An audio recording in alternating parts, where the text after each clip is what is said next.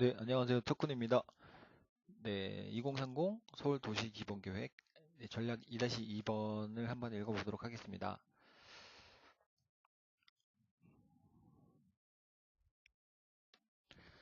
전략 2-2는 생애 주기별 예방적 건강관리 강화입니다. 산모 영유아 건강관리 강화, 여성 경제활동 참가율 증가, 결혼 연령의 상승 및 고령 출산의 증가로 고위험 임신부 및 합병증이 증가하고 있습니다. 산모 연령이 35세 이상이라고 합니다.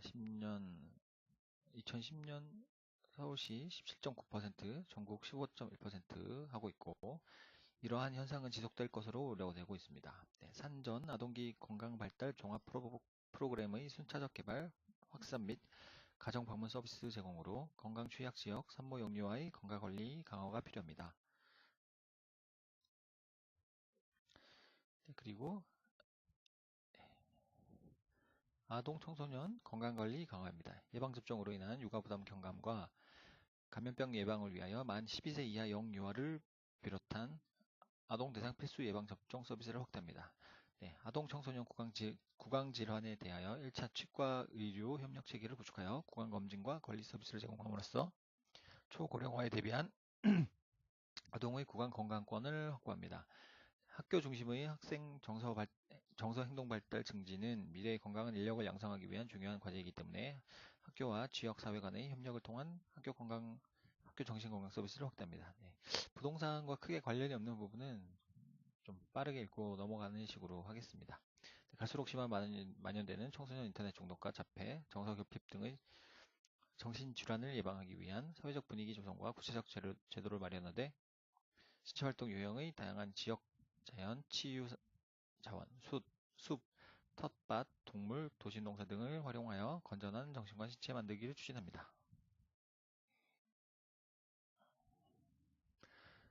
민관 협력을 통한 예방적 건강관리 증진입니다. 노인 인구 증가와 고령화 등에 따른 만성 질환의 증가로 의료비 지출이 증가하고 현대생활 특성상 운동 부족으로 인한 비만 인구 증가로 사회경제적 비용이 증가하고 있습니다. 건강과 체육 활동에 대한 시민의 관심과 욕구가 지속적으로 증대하고 있으며 질병 예방 및 의료비 절감 차원에서 생활체육을 보다 활성화할 필요가 있습니다. 대표적인 예방 행정 차원으로 서울시의 가용 부지를 활용하여 생활체육시설을 확충하고 시민들의 적극적인 체육활동 참여를 위한 다양한 프로그램 등을 마련하여 건강한 시민 생활을 도모합니다. 고혈압, 당뇨병과 같은 중장년 만성질환자의 치료와 건강검진을 위하여 의사와 환자의 적극적 참여를 유도하는 프로그램을 마련 시행합니다. 가령 환자가 의료기관에 등록하고 재진료 및 교육상담 등을 받으면 포인트를 부여하고 향후 검사나 예방접종 등의 포인트를 사용하는 방식을 검토할 수 있을 것입니다.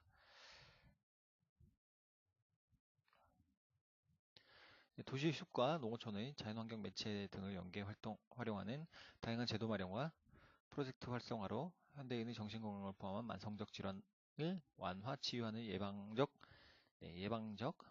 건강 증진 사업을 확대할 것입니다. 활력 있는 노후 생활을 위한 노년기 건강관리 강화, 장기 요양 상태를 사전에 예방할 수 있도록 노인의 신체적, 인지적, 정서적, 사회적 기능을 회복, 유지 및 증진시킬 수 있는 사업의 지속적인 확대를 추진합니다. 건강 수명을 연장하기 위하여 노인 치매 예방, 만성 질환 관리 및 낙상 예방 등 맞춤형 건강 서비스를 제공하여 방문 건강 관리 사업을 확대 시행합니다. 치매 발병률이 높은 고위험군 대상 선별 검진 및 집중 관리로 치매 검진의 실효성을 향상합니다.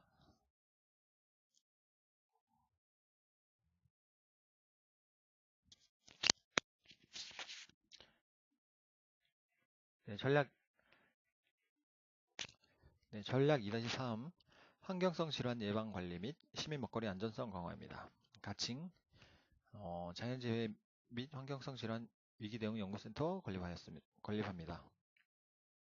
세계화와 기후 변화로부터 초래되는 다양한 위기에 신속하게 대응할 수 있도록 위기 대응 연구센터를 건립하여 발생 가능한 위기로 인해 발생되는 건강상의 피해를 추정하고 최소화할 수 있는 대응 체계와 시나리오를 개발합니다.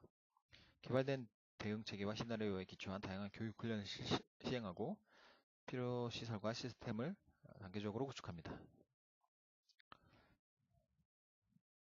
유해 물질로부터 환경성 질환을 예방하기 위한 환경보건 정책 지속 강화입니다. 서울 지역에 적합한 환경보건 정책 추진을 위해 중금속 및 환경호르몬 등 예방관리 대상 발암 유해 물질을 선정하여 물질별 계층별로 특화된 정책에 대한 로드맵을 구축합니다. 서울시민의 환경성 질환 실태에 따라 구체적인 건강관리 사업을 추진하기 위해 환경보건센터를 설치하여 자치구 및 지역사회 환경보건 사업을 지원 육성하고 유해물질, 함유제품의 생산 유통 관련 업체와 협약을 추진하여 실질적으로 유해물질이 대체 또는 저감되도록 지속적으로 추진합니다.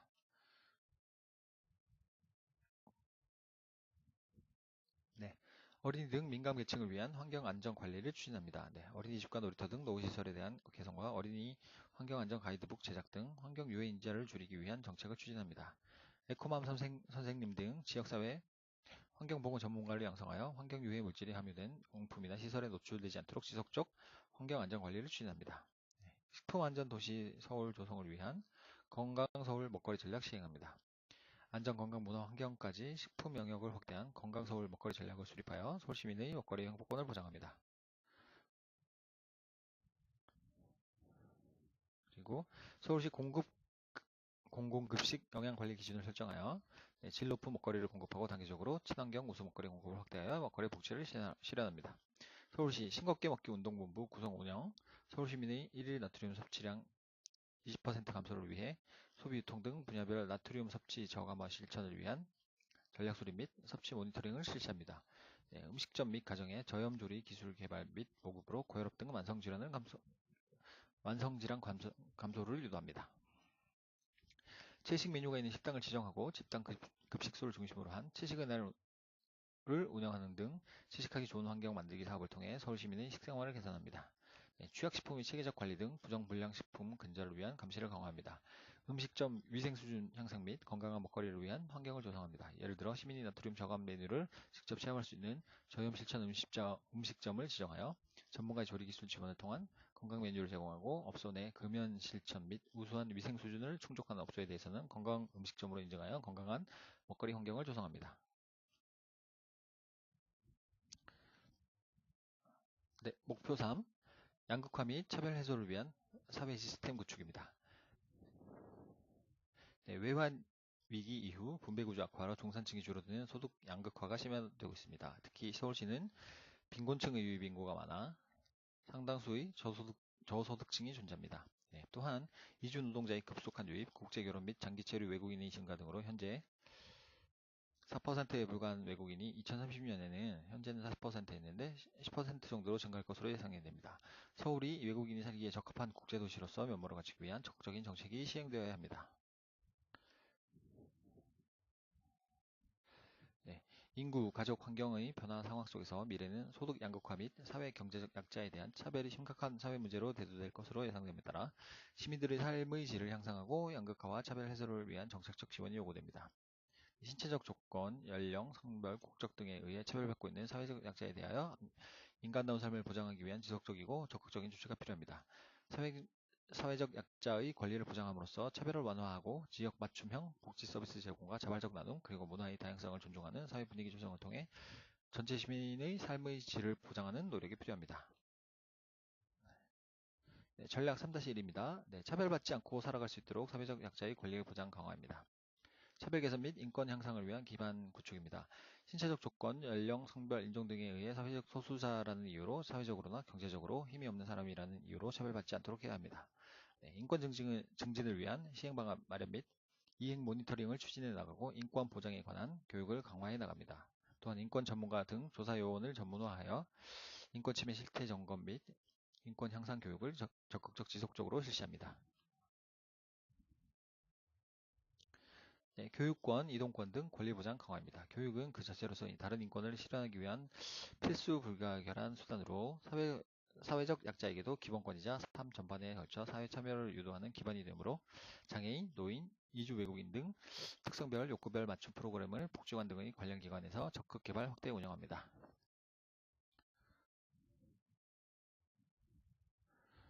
네, 이동이 불편한 장애인, 노약자 등 사회적 약자가 안전하고 편리하게 활동할 수 있도록 교통수단의 확대, 네, 공공시설 및 다중 이용시설 등 편의시설 확충, 민간 건축물 서울형 무장애 건물 인증제 강화로 무장애 사회 환경을 구축합니다. 네, 지역사회 중심으로 자립, 자활 목표의 맞춤형 지원 체계를 마련합니다. 네, 지역 단위 서비스 거점 확보와 통합적 네트워크 구축을 통하여 자치구별 수요자 특성 및 요구사항, 서비스 공급 수준 등 차별화된 지역 특성을 반영하는 대상자별 맞춤형 자립, 자활 지원 정책을 실시합니다. 네, 지역사회의 참여와 나눔을 통해 공동체 의식을 제고하여 미래 세대까지 지속 가능한 지원 체계를 마련합니다. 네, 전략 3-2입니다. 지역 맞춤형 복지 서비스 구축. 변화되는 환경에 맞도록 서울 시민 복지 기준 지속 추진입니다. 사람이 중심인 서울, 삶이 편안한 서울을 추구하기 위해 2012년에 서울 시민 복지 기준을 마련하여 시행 중입니다. 소득, 주거, 교육, 건강, 돌봄 분야별로 서울시 지역과 가구의 특성에 맞는 최저 기준과 적정 기준을 설정했고, 각 기준의 달성을 위한 여러 프로그램을 시행 중으로 각 기준은 2018년까지 달성되는 것을 목표로 추진 중입니다. 네, 2018년이면 올해인데 다 됐나요? 네, 이후 각 기준선 달성 정도를 평가하고 새롭게 변화되는 환경에 맞는 2, 3차 서울 시민 복지 기준을 마련하도록 합니다. 네, 소득 불평등 완화 및 복지 사각지대 해소를 위한 지원 확대입니다. 중앙정부가 시행하는 복지제도가 확충된다고 하더라도 제도 운영상의 문제 때문에 항상 복지 사각지대가 존재하게 되는데, 2010년에는 서울시 인구 중 29만 명이 기초보장 사각지대에 있는 것으로 나타남. 네, 29만 명. 이에 따라 최저 생계를 유지하지 못한 사각지대 가구를 줄이기 위한 서울형 기초보장제도 등의 프로그램을 시행합니다. 네, 정부가 이걸 시행하더라도 각 지역별에는 사각지대가 존재하고, 서울은 그 서울시의 특성에 맞게 기초보장제도 등의 프로그램을 시행한다고 합니다. 이를 통해 서울시 가구의 소득 불평등을 완화하고 최저소득 기준 보장률을 2030년까지 100% 수준으로 높임. 네, 임금 근로자의 생활 안정을 도모하기 위하여 생활임금제 시행 확대를 검토함. 생활임금제? 네. 네, 생활임금은 가족과 함께 생활 유지가 가능한 임금. 네, 여기 정의가 나왔네요. 생활임금은 가족과 함께 생활 유지가 가능한 임금으로 보통 중앙정부에서 정한 빈곤선 2에서 3인 최저 생계비를 상회하는 수준에서 정해집니다. 이를 통해 2030년 저임금 근로자의 비율을 현재의 50% 이하로 축소합니다. 네, 최저 소득 기준 보장률이란 보장 대상 인구를 서울시 빈곤 인구로 나누어서 곱하기 100을 하면 퍼센트로 이렇게 나오는 것 같습니다.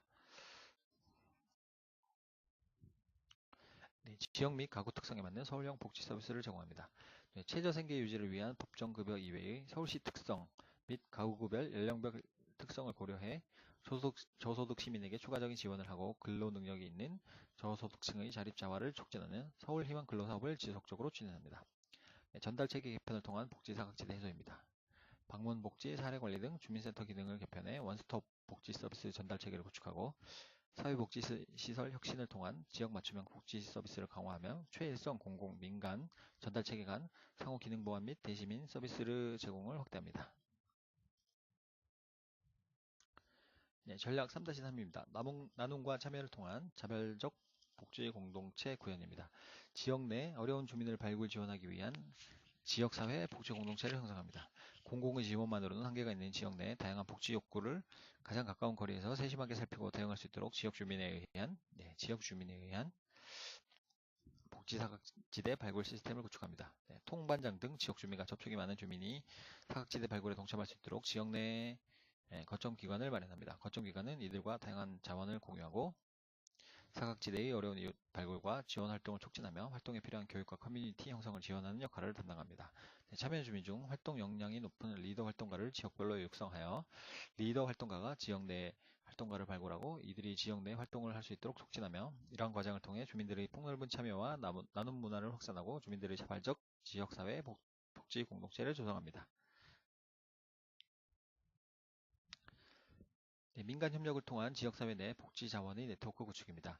네, 지역 주민의 삶의 질 향상을 위하여 지역사회가 자발적으로 참여하여 보유한 인력, 재능, 물품 등을 지원해 주민의 복지 수요에 대응하고 사회적 보호에 제공될 수 있도록 민간 네트워크를 활성화합니다. 네, 좋은 말은 다 써놓은 것 같습니다. 좀 제대로 지켜지면 좋겠는데, 생활권역 내 복지위원, 시민단체, 주민봉사조직, 사회적 경제조직, 사회적 기업, 사회적 협동조합, 마을기업 등 종교기관, 복지기관 등 등이 유기적으로 협력하여 사각지대 주민과 복지 욕구를 발굴하고 통합적 지원 체계를 구축합니다. 행정기관은 민간의 행정교육, 리더십 교육, 조직관리 등 역량 강화를 지원하고 민간의 활동이 원활하게 이루어질 수 있도록 지원 방안을 마련합니다. 지역 내 나눔과 참여 활성화를 위하여 공공민간 자원에 대한 체계적인 관리 지원 체계를 구축하고 지역 내 복지 네트워크와 정보를 공유합니다. 이게 뭐 넘어가면서 부동산 관련된 것만 읽어도 될 것 같은데요. 그래도 이런 전체적인 서울시 계획을 알아야지 좀 부동산도 좀 디테일하게 어떤 변화가 있을지 예측을 할 수가 있을 것 같아서요. 한번 읽어보도록 하겠습니다. 뭐 지루하시더라도. 전략 3-4입니다. 문화의 다양성과 가치가 존중되는 사회 조성. 내 외국인 소통과 교류 지원을 강화합니다. 외국인 참여 공감 정책, 서울 타운 미팅, 유학생 포럼 및 인턴십, 외국인 불편 살피미, 찾아가는 이동 상담 등과 내 외국인 소통 및 교류 지원, 글로벌 콘서트, 벼룩시장, 청소년 글로벌 마인드 함양 교육 등의 강화를 통해 다양한 프로그램이 확대 운영되도록 합니다.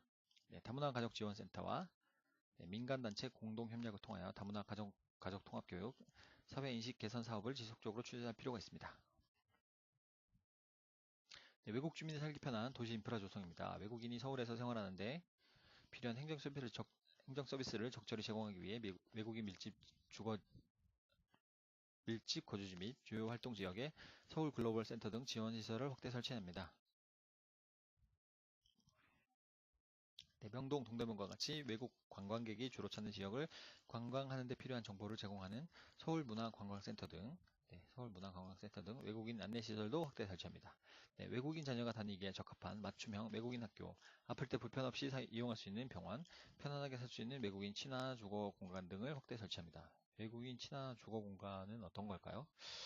뭐 이런 것도 시행을 한다고 합니다. 주거 공간은 이제 어떻게 보면 또 이제 부동산이니까 현재 서울시 공공의료체계 내 이주민 소수자 건강과 관련된 센터, 글로벌 헬스 센터 혹은 소수자 건강지원센터 설립을 추진하고 있습니다.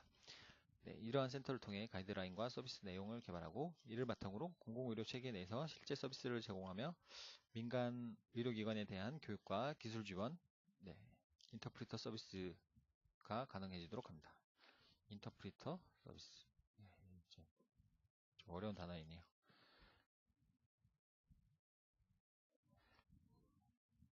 다문화 가족 안정적 정착 및 자립 역량 강화 지표입니다. 외국인 주민과 함께 만들고 함께 누리는 주민정책, 시혜주의적 정책을 넘어 문화 다양성이 존중되는 사회 통합 정책, 지역 주민과의 갈등을 최소화하면서 공생할 수 있는 정책을 추진합니다. 다문화 가족의 한국 사회 조기 적응 및 사회 경제적 자립을 지원하기 위하여 기존에 운영하고 있는 다문화 가족 지원센터 등을 통한 한국어 교육, 취창업 지원 프로그램의 운영을 확대합니다.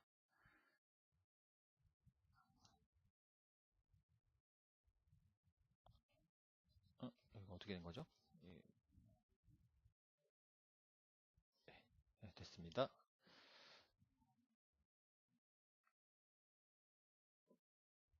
목표 4. 전생에 걸쳐 학습 가능한 교육 시스템을 구축합니다. 오늘날 우리 사회가 지식 기반 사회로 변화하는 가운데 경제협력개발기구 OECD는 만인을 위한 평생교육을 선언하였고 유네스코도 평생교육을 통하여 사회적 책임과 역할을 수행하도록 해야 한다며 21세기 교육의 방향성을 제시하고 있습니다.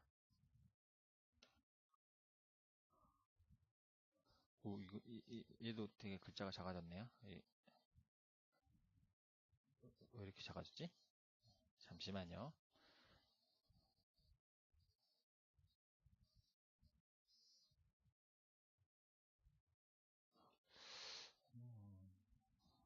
어떻게 해야 되는 건지 이거는 잘 모르겠습니다.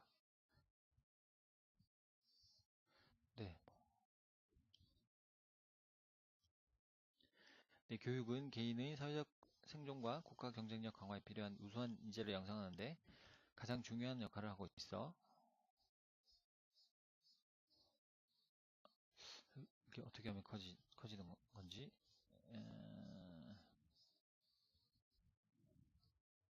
이 정도만 해도 잘 보이시죠? 이렇게 해서 진행하도록 하겠습니다. 교육은 개인의 사회적 생존과 국가 경쟁력 강화에 필요한 우수한 인재를 양성하는 데 가장 중요한 역할을 하고 있어 시대에 맞는 인재 양성을 위한 교육 개혁이 무엇보다 중요합니다. 전통적인 의무 정규교육으로서의 학교교육만으로는 지식과 정보가 폭증하는 현대사회의 급속한 변화에 적응하기 어렵기 때문에 인간의 학습에 대한 욕구 충족, 자기계발, 삶의 질 향상이라는 측면에서 평생에 걸쳐 학습할 수 있는 새로운 교육 제도가 절실히 필요합니다.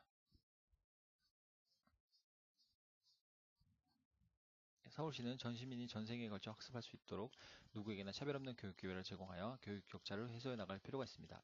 아울러 평생교육 진흥을 위한 다양한 프로그램을 개발, 운영하여 평생학습 환경을 조성하고 지덕체를 겸비한 인성교육을 통한 학교 기능을 회복하며 지역 자원을 활용한 교육 공동체 실현 등 평생학습 사회를 만들기 위한 지원 체계를 지속적으로 정비할 필요가 있습니다.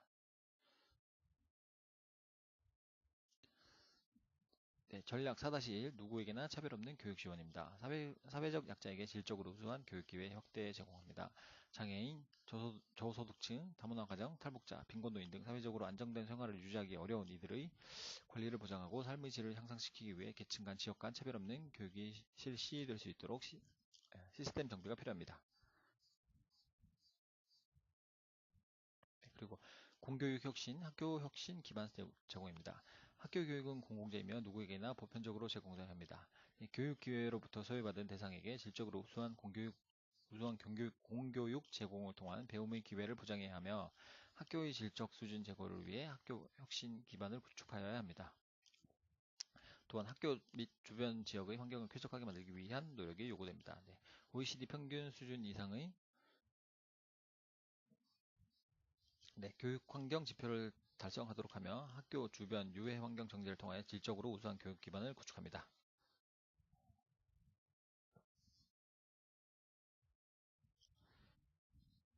전략 4-2 학습사회 구축을 통한 시민 역량 강화입니다. 삶의 질 제고를 위한 평생학습 지원체제 마련, 확립. 각자의 필요성과 동기부여에 따라 사람들에게 언제라도 학습의 기회가 주어지도록 제도적으로 보장된 보장된 사회를 학습사회라고 합니다. 성인을 포함한 전 세대의 삶의 질 제고를 위한 평생 학습 체제 구축이 시급한 과제입니다. 시민 누구나 언제 어디서나 자신이 원하는 학습을 할 수 있도록 평생 교육 기회 제공, 학습 공동체 구축 및 지원, 지역 세대 간 평생 학습 기회 격차 해소 등 공적 지원을 통한 평생 학습 인프라를 구축해 나가도록 합니다. 평생 학습 활성화를 위한 프로그램 개발 및 운영의 다양화, 저출산 고령화로 평생학습에 대한 사회적 요구가 증대되어 성인들의 학습과 관련된 욕구가 급증할 것으로 예상되며 전통적인 유, 초, 중 등 교육을 넘어 취업 전과 후, 재직 중, 은퇴 이후에도 지속적으로 이루어지는 개인의 학습 활동을 체계적으로 지원하기 위한 행정 시스템이 요구됩니다. 수요자 중심의 다양한 프로그램 제공, 지역 내 학교 시설을 이용한 지역 밀착형 프로그램 운영으로 시민이 함께 누리고 참여하는 평생학습 문화를 조성해야 합니다.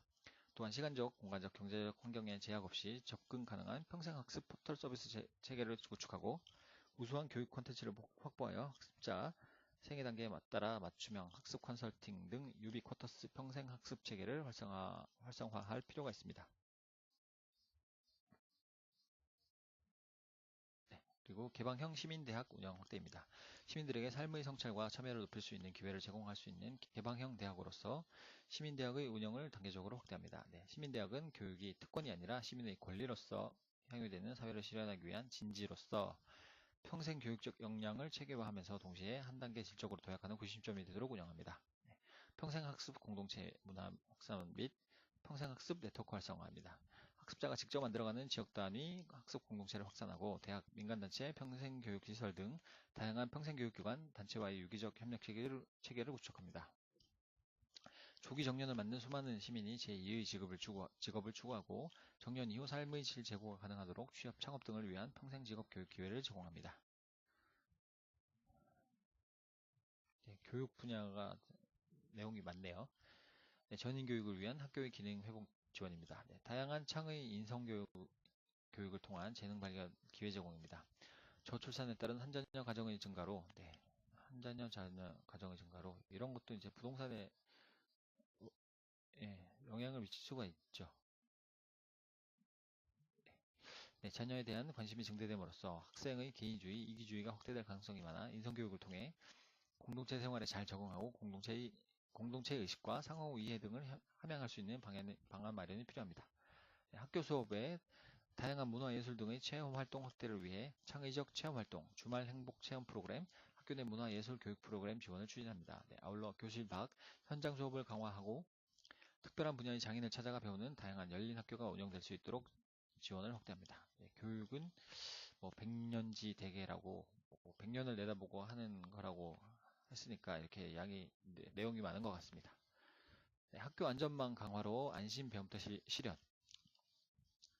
네, 학교 안전사고와 학교 폭력에 대한 학생, 학부모의 불안감이 증가하는 상황에서 안심하고 등하교할 수 있는 학교 환경 조성은 무엇보다 중요합니다.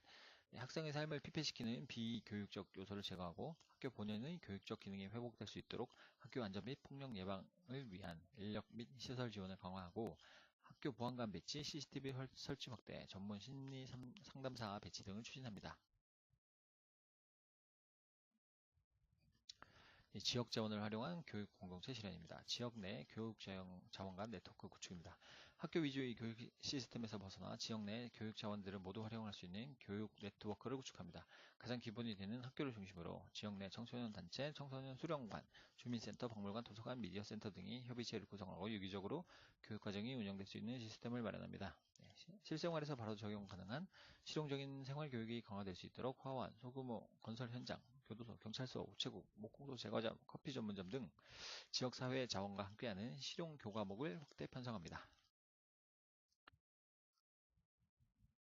네, 교육지능 나눔 확산입니다. 기업, 공공기관, 사회단체들과 모든 시민이 참여하여 각자의 재능을 서울 교육에 기부할 수 있도록 기회를 제공합니다.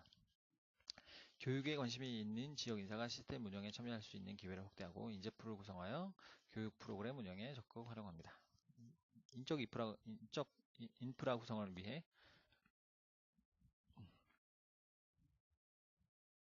대학생 재능 나눔 동행 프로젝트, 교육 재능 기부 프로그램 마련 등을 추진합니다. 네, 증가하는 노인 인구를 위한 통합형 교육 복지기관 운영입니다.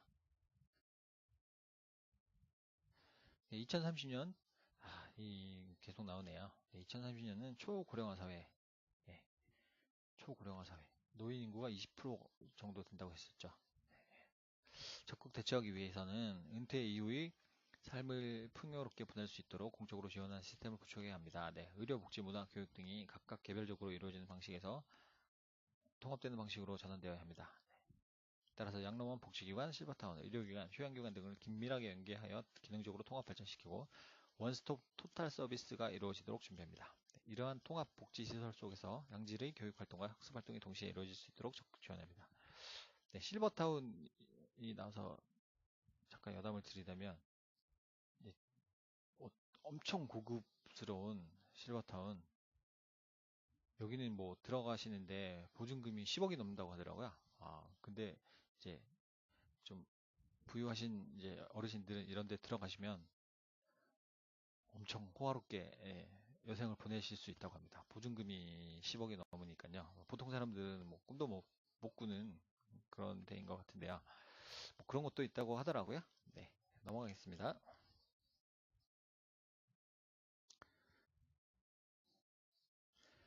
목표 5. 성평등과 사회적 돌봄의 실현입니다.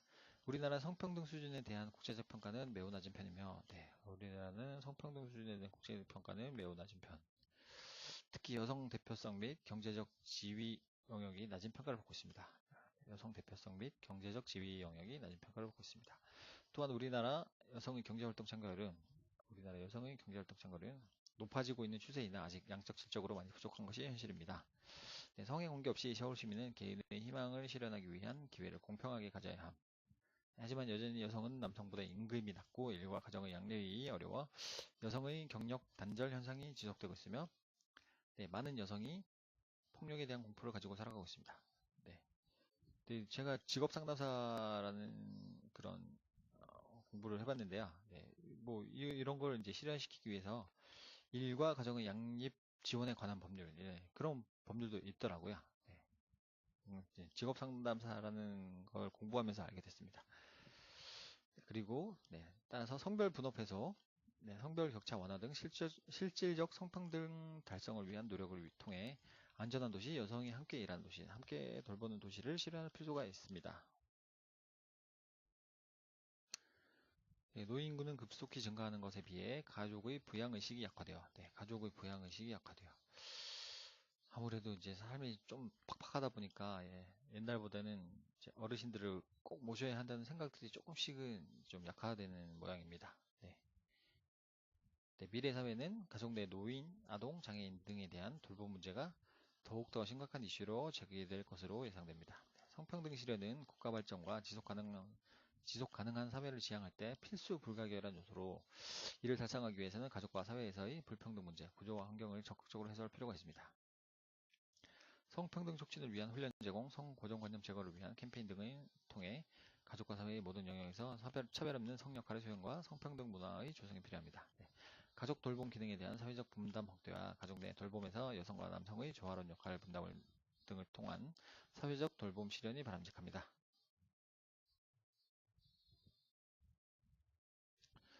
네, 뭐 이게 주석으로 달린 걸 읽어보면은 2012년 WEF 이게 무슨 기관인지 정확히는 모르겠습니다.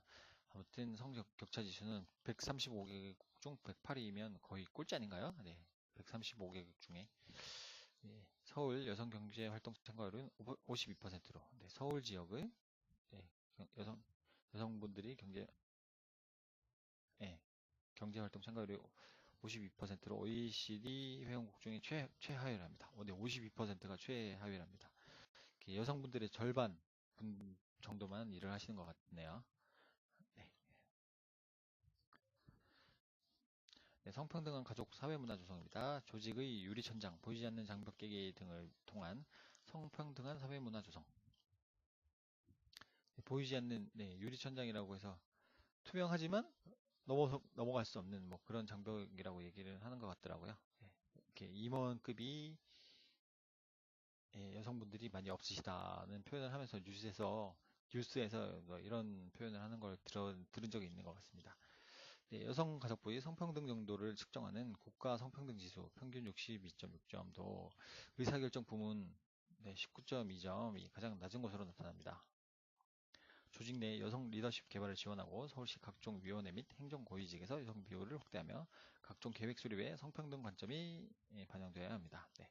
가족 및 사회 전반의 성평등 분위기를 확산시키고 정착시키기 위해서는 성평등에 대한 인식 개선이 무엇보다 중요합니다. 어린 나이부터 성평등에 대한 올바른 인식을 향상시키기 위해 초, 중, 고등학생에 대한 성인지 교육, 성인을 위한 예비 부부 교육, 역할 교육, 체험 교육 등 다양한 성평등 교육이 이루어지도록 추진하고 온 오프라인을 통한 성평등 가족 사회 문화 조성을 위한 캠페인도 확대를 합니다. 네, 남성의 가사 육아 참여 활성화를 위한 지원 정책 강화입니다. 서울시 맞벌이 가족은 지속적으로 증가하나 가사 노동에 대한 성별 부담은 변하지 않고 있습니다. 여전히 맞벌이를 하면서도 여성분들이 아이를 많이 돌보는 시간이 많다는 뜻이겠죠. 제 주변에도 이제 친구들도 많이 결혼을 했고 사촌 동생들도 결혼해서 아이도 갖고 그러는데요. 저는 사실 경험을 안 해봐서 잘 모르지만 엄청 힘들다고 하더라고요. 제 생각에는 뭐 내 새끼면은 뭐 뭘 해도 귀여울 것 같은데 뭐 던져버리고 싶을 때도 있다고 뭐 마음속으로 뭐 그렇게 하던데 아무튼 뭐 잘 모르겠습니다. 저는 아직까지 애기를 안 키워봐서. 또한 육아휴직이 법적으로 남성 근로자와 여성 근로자 모두에게 적용되는 남성의 육아휴직 이용자 현황은 남자분들은 아이를 키우기 위해서 육아휴직하는 경우가 1.42% 정도밖에 안 된다고 합니다. 굉장히 낮은 수치네요. 공공기관을 중심으로 남성의 육아휴직, 출산휴가, 요양근무, 재택근무 등의 제도 활용률을 높여나가고 민간기업으로 확산을 유도합니다. 아울러 민간기업의 자발적 참여를 유도하기 위한 지원과 남성 육아휴직 활용이 높은 기업에 대해 경제적 인센티브를 제공합니다. 그리고 성평등 정책의 실효성 강화입니다. 아무리 정책이 좋아도 이제 뭐 실현이 실질적으로 잘 지켜지지 않는다면 뭐 크게 뭐 실효성이 없는 거겠죠. 그래서 실효성 강화라고 하는 것 같습니다. 성별 영향 분석 평가, 성인지 예산 등 성인지 예산 이렇게 하는 게 맞죠. 등 성평등을 위한 제도가 빠른 속도로 도입됐으나 성평등이 서울시 모든 정책과 사업의 기본 방향으로 정립되지는 못하였습니다. 따라서 성평등위원회의 서울시 성평등 정책에 대한 조정 역량 강화, 서울시 시일국본부의 성평등 정책 실행에 관한 평가 기능 강화, 광역 기초자치단체장 및 고위직 공무원의 성인지 교육 이수, 정책의 수립 집행 및 평가에 시민단체, 전문 연구자 등이 참여할 수 있는 거버넌스 활성화 등의 사업 추진이 필요합니다. 거버넌스는 계속 나오네요. 네, 국가 경영 이란 뜻으로 해석하시면 되겠습니다. 네, 전략 5-2 여성의 경제활동 확대를 위한 사회환경 조성입니다. 네, 여성 경제활동 참여 촉진을 위한 양질의 일자리 조성 및 취업 지원 확대입니다. 차별 없는 사회를 구축하기 위해서는 여성의 경제적 자립이 중요하고 양질의 일자리 조성 및 여성 지원 확대가 필요합니다. 네, 생애 주기별 고용 활성화를 위한 맞춤형 프로그램의 운영, 다양한 여성 적합 직종 개발 및 여성 전문가 양성 과정을 통한 양질의 일자리 창출, 여성 특화 창업 지원, 돌봄 등 사회 서비스 일자리 제공, 여성 인력 개발 기관 등을 활용한 취업 발산 등으로 여성 경제 활동 참여 촉진이 바람직합니다. 네, 이런 뭐 되게 좋은 뭐 정책이나 이런 걸 많이 써놨는데 이게 우리나라는 이게 전통적으로 좀 유교 문화라서 이런 부분이 잘 지켜지지 않는 것 같기도 합니다. 예전부터 오래전부터야죠. 예전부터가 아니라 거의 조선이 우리나라가 생길 때부터 그런 문화가 있었으니까. 네, 결혼, 출산, 육아로 인한 여성의 경력 단절 현상을 극복하기 위해서는 경력 단절 예방 대책과 경력 단절 여성의 노동시장 재진입을 지원하는 정책이 필요합니다. 네, 경력 단절 예방을 위해 서울시 직장맘 지원센터를 통한 여성 근로자 고충 상담 시스템을 정착 확산하고 온 오프라인상의 직장맘 커뮤니티 프로그램을 개발 및 확대 보급합니다. 네. 또한 국공립 어린이집의 비중을 늘리고 이거 제가 보니까 국공립 어린이집에 이게 일용 들어가려면 추첨을 하나 봐요. 몇 날 며칠을 이렇게 추첨하기 전에 그 어린이집 앞에서 텐트를 치고 막 주무시고 그러시더라고요. 참 이런 것도 문제인 것 같습니다. 네, 그러니까 아무래도 비용이 싸니까 이제 부모님들이 아이를 둔 부모님들이 이제 선호를 하시는 것 같은데 좀 많이 확충이 돼서 좀 편하게 아이를 맡기고 직장 생활을 할 수 있는 그런 시대가 왔으면 좋겠습니다. 네, 시간 연장, 24시간 보육, 방과 후 교실 등 다양한 교육 서비스를 제공합니다.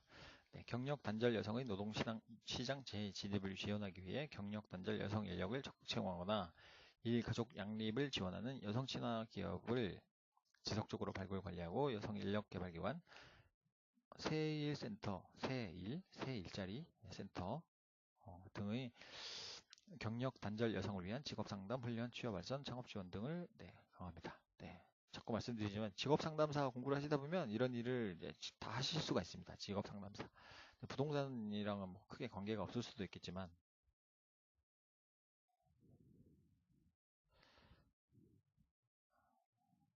네, 2급입니다. 2급. 네, 2급은 뭐 시험을 응시할 수 있는 조건이 크게 까다롭지는 않고요. 뭐 2급을 취득하시고 경력이 몇 년 정도 있어야지 이제 직업 상담사 1급을 취득이 가능하다고 들었습니다. 네.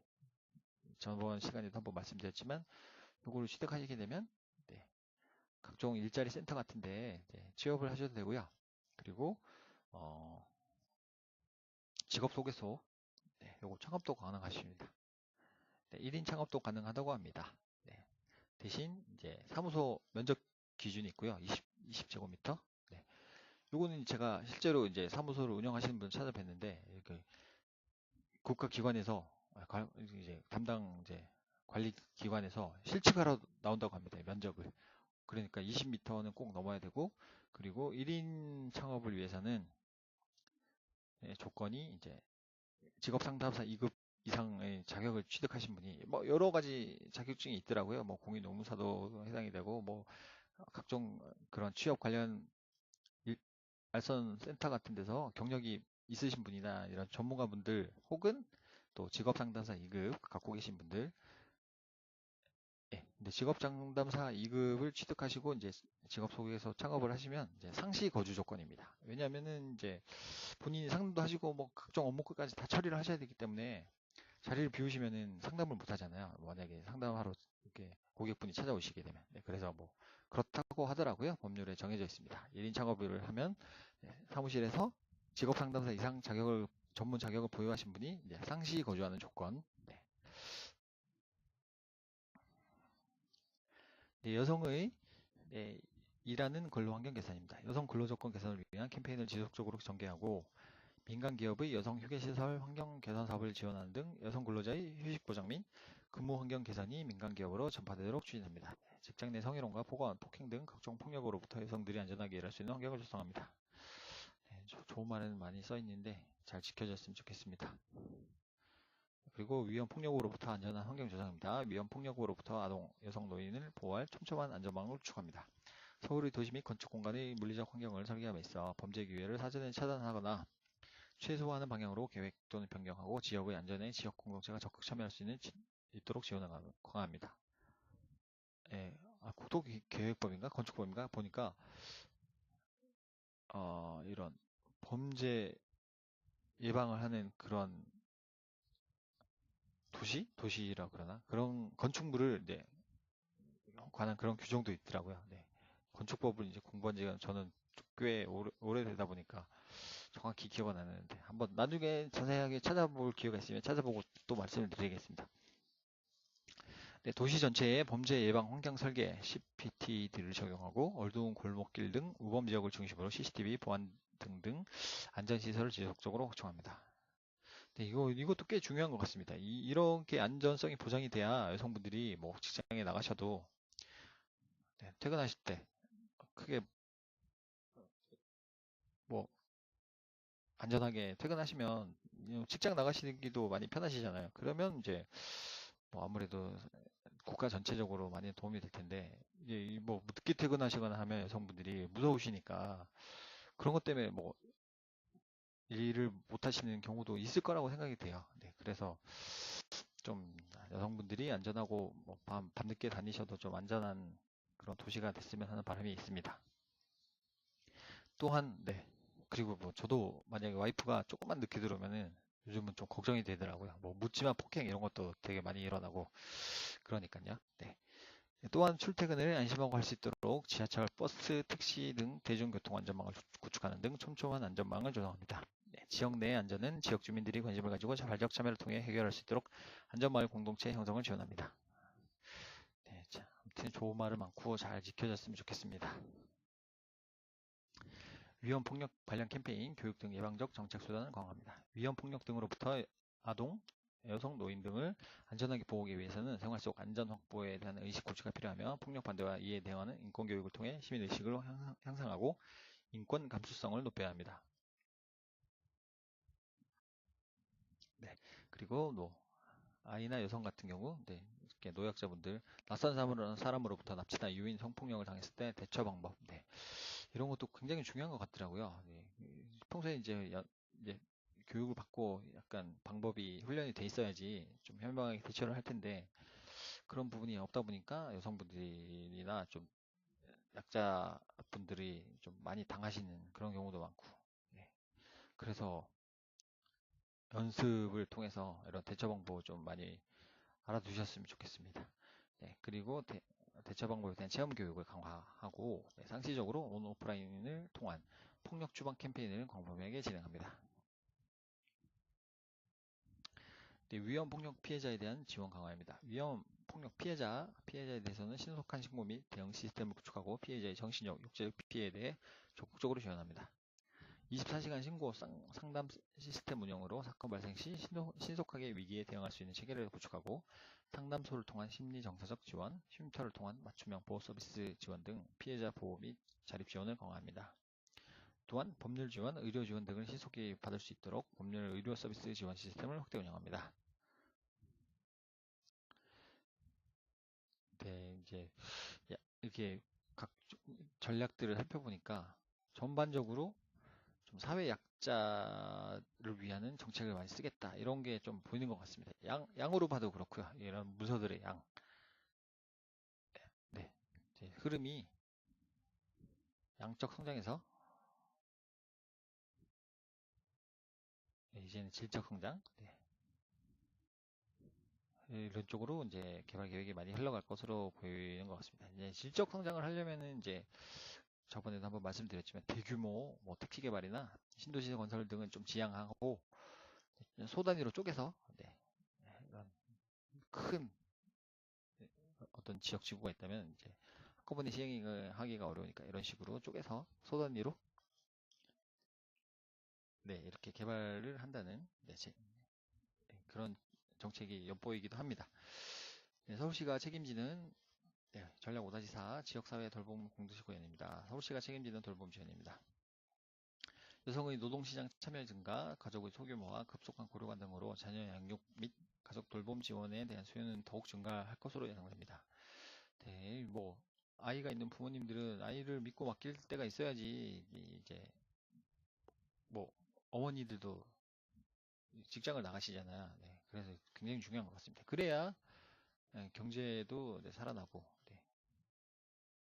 부동산 경기도 활성화되고 그런 것 같습니다. 뭐 아무래도 혼자 버는 것보다 아버지 혼자 버는 것보다는 어머니까지 같이 소득이 있으면 확실히 여유가 있잖아요.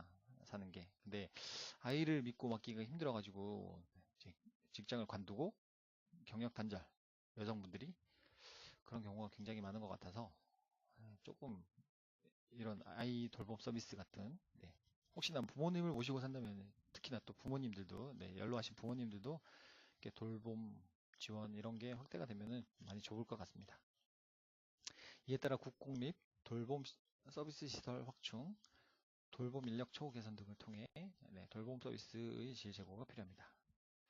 어린이집 확충, 보육 서비스 비용 지원, 장애아 및 노인 돌봄 바우처 서비스 확대, 방과 후 아동 돌봄 시설 확충 등을 통해 가족 내 돌봄 부담을 완화하는 정책을 대폭 확대하였으나 시민 체감도는 여전히 낮은 상황입니다. 따라서 공적 전달 체계 확충, 합리적 돌봄 서비스 전달 체계 정비, 돌봄 서비스에 대한 실질적 정보 제공 등을 통해 돌봄 서비스 접근의 보편성을 지향하고 정책의 효과성을 제공할 필요가 있습니다. 뭐 직업 상담사에 자꾸 말씀드려서 좀 죄송하긴 한데 이게 부동산하고는 크게 관련이 없을 줄 알았는데 이런 그 2030 도시 기본 계획에 이런 복지 정책을 이런 걸 읽다 보니까 상당히 많이 도움이 되는 것 같습니다. 이거 공부하면서 알게 된 것들이 여기에 지금 거의 다 나오고 있는 것 같습니다. 이런 식으로. 뭐 직업에 관련된 부분들은 여기서 많이 배운 것 같아요. 그래서 괜히 공부하는 건 아니구나. 그런 생각은 좀 듭니다.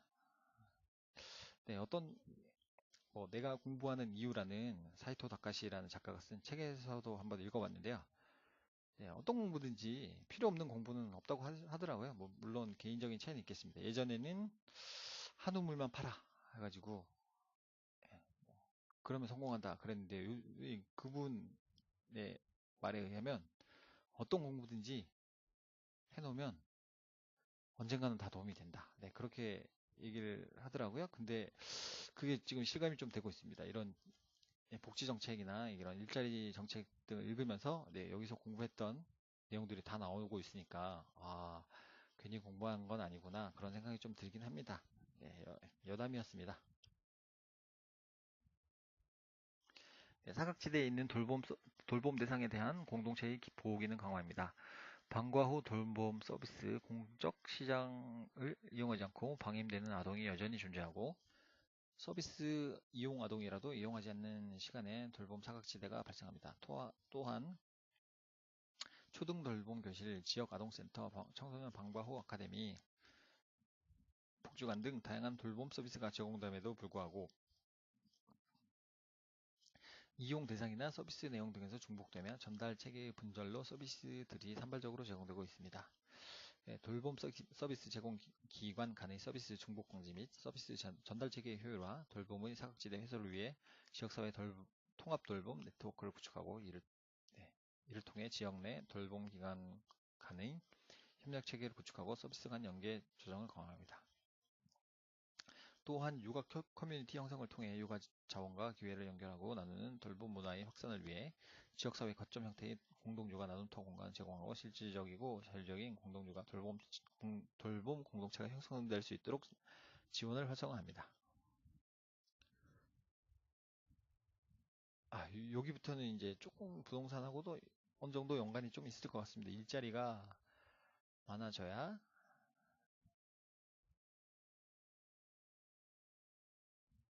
네, 그래야 사람들이 소득이 높아지겠고요.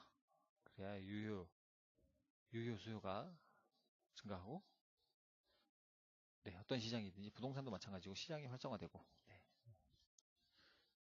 네, 그러니까 일자리는 좀 중요할 수도 있을 것 같습니다. 네, 저 같은 경우도 지금 이제 창업을 준비하고 있어서 집에서 좀 일을 못하고 지금 쉬는 기간인데, 이게 일자리가 참 어릴 때는 그냥 뭐든지 하면 될 줄 알았는데 만만치가 않더라고요. 이게. 예, 부동산 중개업소도 그냥 자격증만 따면은 다 뭐 오픈을 할 수 있겠다. 뭐 그런 생각으로 갖고 있었는데 실제로 이제 부딪혀 보니까는 굉장히 비용도 많이 들고요. 그렇더라고요. 네, 잠시만요.